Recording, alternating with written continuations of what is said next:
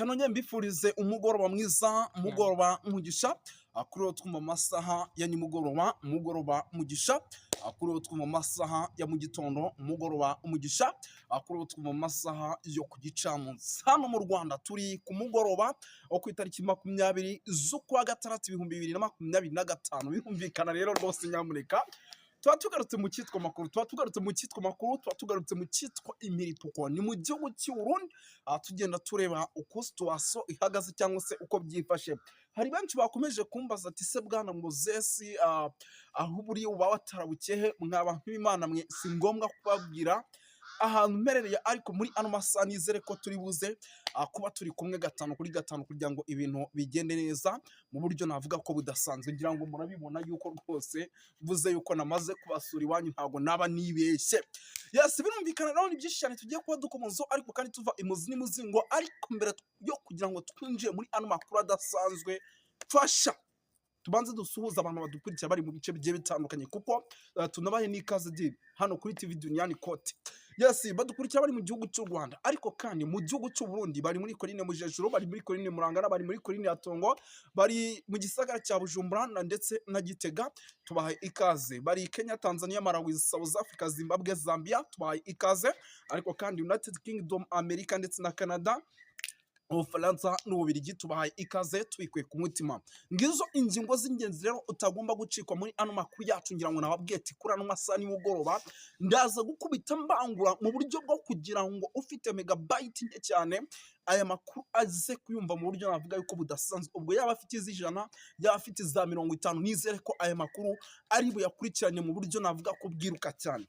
Yes, kwirukanse cyane rero sindi butinde, turaza gusimbukira hano mu gihugu cy'u Burundi turebere hamwe imwe mu nkuru idasanzwe yamaze gutangaza n'ubutasi bw'u Burundi.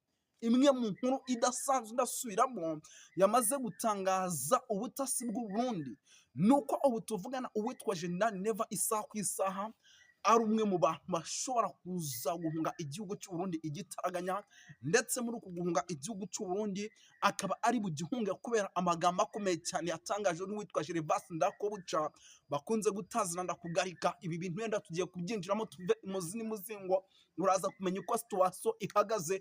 Icyo ugomba kumenya nuko ibintu bikomeye, ibintu birakomeye. Jya kuri X ndetse na za Twitter urebe ukuntu ibintu byamaze kuba ibindi turaza kubyinjiramo yenda 5 kuri 5. Ibijyanye n'umujyi wa Uvira byo ntabwo turi bubitindeho, ni amakuru ateye isoni n'ikimwaro ku ngabo z'Abarundi. Abarundi bakubiswe bagerageje kwataka intare zasaramwe mu misozi ya Uvira.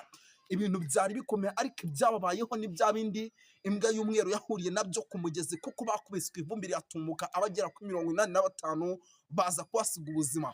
Mukanya nibwo imodoka zari zimo zitwara mayiti, imodoka zigera kuri 6, nta nubwo babatwaye muri ambulance, kuko babatwaye mu modoka rwose za gisirikare zijya kumera nk'izatatangira ngo turaza kubyinjiramo. Inkuma mu kibira yongeye gukubitira shwanyaguza, none ibintu byakomeye. 26 basiga ubuzima. Ese koko nkuko bari kwivuga ko ari Red Tabara irimo irakora izi operation niyo cyangwa siyo? Turaza kwikomoza, turaza kugaruka ku bakomesha byatandukanye. CNDD FDD ubu tuvugana yamaze gusenyuka, ariko uburyo yasenyutsemo ni uburyo bw'ibanga buri muntu wese adashobora kubonesha amaso, uretse twebwe tuba twabaze kuba dukura cyangwa se twitereka mu makuru by'umwihariko, ndetse twinjira no mu butasi mu gihugu cy'u Burundi tukamenya uko situation ihagaze. Turaza kugaruka gato ku mugore witwa Ndakugarika, by'umwihariko nawe urimo uratangaza amagambo akomeye, ariko kandi uze kunyemera tugaruke ku rugo rw'umugabo bita Reverien Ndikuriyo. Uyu ni umunyamabanga mukuru wa CNDD FDD. Hari amajwi yamaze kujya hanze, umugore we n'umuryango we bamuburira ngo ahunge igihugu nyuma y'uko bamaze iminsi birukanye ku butegetsi uwitwa Gervas Ndakobuca. Turaza kuba tubikomozaho, turaza kwinjira mu mashyaka agiye atandukanye mu gihugu cy'u Burundi turebe uko situation ihagaze, dore yuko amatora y'abadepite yarangiye kandi amatora akazamo uburyarya. Ariko kandi iki gihugu kikaba gifite amatora mu mwaka w'2027. Deje ubu tuvugana harabura imyaka 2. Turaza kubyinjiramo tumenye se iby'amatora yabo bimeze bite. Hari amakuru arimo agenda tugeraho 5 kuri 5, byose turi bugende dukomozo muri ano masaha n'umugoroba. Icyo usabwa nta kindi rero, nyamuneka nimba utari wabyona kuri sabone, ndagusaba kugira ngo ukore kuri sabone mu rurimi rw'Abarundi cyangwa se rwa Kirundi, kugira ngo ibi bintu tuze kuba tubyinjiranamo neza 5 kuri 5. Tubahe ikaze rero. Yes, reka twinjire reka duhere ku nkuru idasanzwe irebana n'umutekano, politiki na diplomasi. Ni inkuru nakomeje kugendamo yandikwa ku bitangazamakuru bigiye bitandukanye, ikaba ari inkuru ikomeje kugaruka ku kijyanye n'igihugu cy'u Burundi ndetse n'umuperezida wacu bita General Neva. Uyu mugabo ngo ni General Neva, ni umwe mu bagabo bayoboye igihugu cy'u Burundi, ariko banafite ubwoba yuko isaha ku isaha ashobora guterwa kudeta. Bafite ubwoba yuko isaha n'isa nyamuneka uyu mugabo ashobora guterwa kudeta. Amakuru twamaze kwakira rero atariho ivumbi, nuko ku isaha y'isa saa n'iminota igera kuri 35 aribwo yakoze inama idasanzwe, ikaba ari inama yamuteranyije n'umugore we gusa n'abana be. Abo nabari bari mu gihugu imbere, ariko umuhungu we mukuru, amakuru mfite nuko yari ari muri Leta Zunze Ubumwe za Amerika, ariko inama ikozwe mu buryo bwa konferensi. Uyu mugabo ngo inama famiye ye iri kumugira inama idasanzwe yo gukora ibishoboka byose iki gihugu akaba kivuyemo, ndetse akajya kigaragaramo gake, kigasigara kiyobowe n'umugore we, kubw'uko rwose ngo isaha ku isaha ngo abitwa ba Gervas Ndirakobuca bakunze gutaza ndakugarika bashobora kumugarika.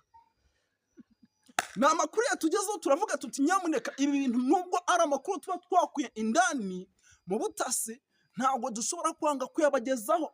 Reka aya makuru tuyavuge tuyabagezeho.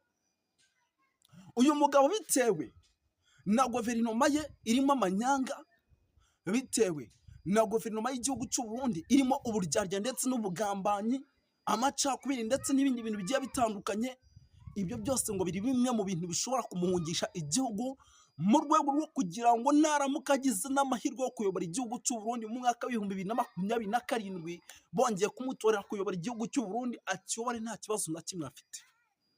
Ibyo byose rero ndimo ndagenda mbikurura, nkamenya amakuru menshi agiye atandukanye, nkamenya yuko ari bimwe mu bintu byamaze gutuma igihugu cy'u Burundi by'umwihariko kijya mu gahinda ndetse n'akaga gakomeye, ariko ku ruhande rwa famiye y'umukuru w'igihugu. Tayari dushobora kuza kubona kiyobowe n'umugore we ndetse n'abanyapolitiki bagiye batandukanye, tukabona bakomeje guhingana, kuko deje ubu tuvugana CNDD-FDD ni ishyaka rikomeye ribarizwamo n'uwitwa General Neva. Umunyamabanga mukuru waryo ni uwitwa Reverien Ndikuriyo. Uyu Reverien Ndikuriyo ngo nawe ibye ntabwo byoroshye, nyuma yuko ngo uwitwa General Neva ngo yirukanye uwitwa Gervas Ndirakobuca bakunze gutazira ndakugarika. Uyu ngo yari yitambitse mu bye n'uwitwa General Prime Niyongabo. Amakuru namaze kwakira ngo nuko isaha ku isaha mu gihe uwitwa Reverien Ndikuriyo akaba umunyamabanga mukuru wa CNDD-FDD we adashobora kuza gucishwa mu buryo bw'urupfu, ashobora nawe kuza kwirukanwa. Ni nayo mpamvu amakuru mfite ngo bijyananye n'ubugambanyi buri muri CNDD-FDD, uwitwa General Neva yakoze buri kimwe cyose gishoboka, kugira ngo bagere gutya aba atabanyutseho, ndetse n'uyu bita ndakugarika nawe isaha ku isaha, uyu Reverien Ndikuriyo isaha ku isaha nawe akabaza gutabanyuka. Reka ibi tubivemo bya CNDD-FDD kuba iriho amacakubiri, byo ntago twabikontaho. Kuba irimo amacakubiri byo ntabwo twabikonta, ahubwo tugaruke gato ku kijyanye n'abarundi benshi bakomeje gukubitwa mu mujyi wa Uvira, amazi iminsi mbabwira deployment, amakamyo Kibira, amakamyo Kibitoke, amakamyo Mbandaka, hose aturukayo yinjira ahitwa mu mujyi wa Uvira kujya guhangana n'isasarame. Ariko ibyo bari guhura nabyo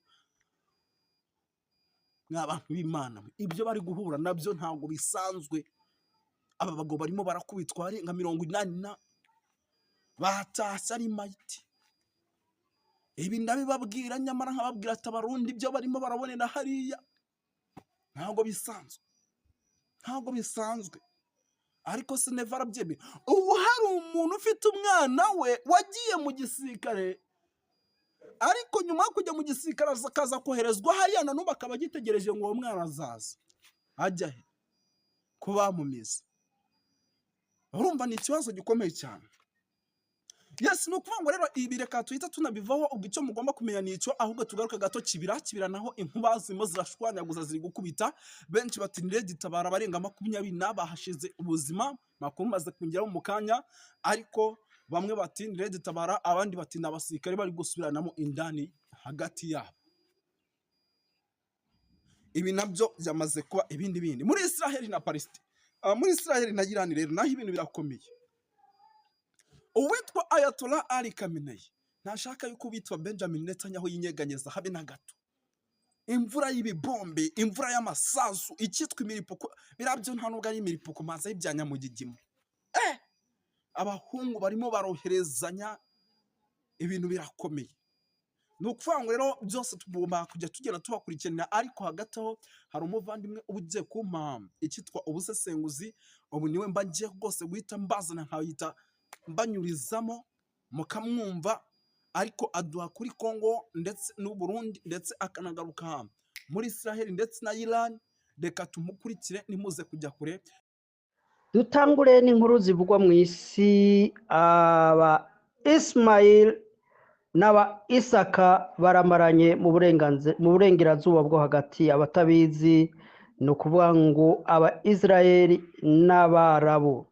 Barabu bakomoka kuri Jafet bose na Shem n'abahungu ba Nowa, ndetse buriya n'abakurikiranye neza mu bushakashatsi. Ukraine nayo nyine iyobowe na baturuka kuri Abayisirayeli. Uriya perezida wayo ni umuyuda, abatabizi. Hamwe na Russia nayo nyine ikomoka kuri Jafet, abo bita ba Magog. Nibo rero bariko baragwana, bagwanisha intwaro zikakaye, intwaro za kirimbuzi, intwaro zo kurimbura iyi si turiko.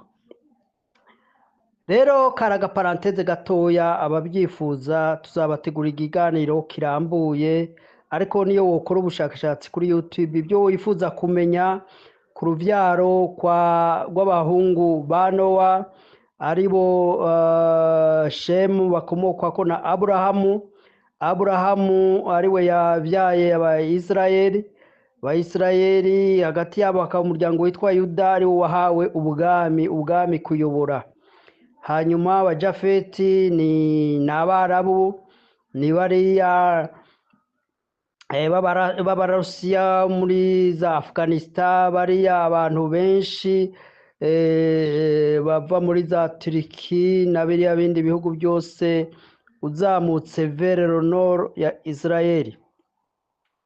Hanyuma abahamu murazi yuko abenshi ari Abanyafurika, imiryango y'Abanyafurika myinshi yavuye kuri Hamu, ariko turebye mu rubyaro rwa Yuda bakomoka kuri Dawudi, Salomo, turabona abo bita Lenirotike n'aba ba Ethiopia bamanukanye uruzi rwa Nili barashakashakisha ubwatsi bw'inka kuko bari aborozi, kugeza mu biyaya byose aho ibi biyaga binini bigarukira niho iyo miryango myinshi iri.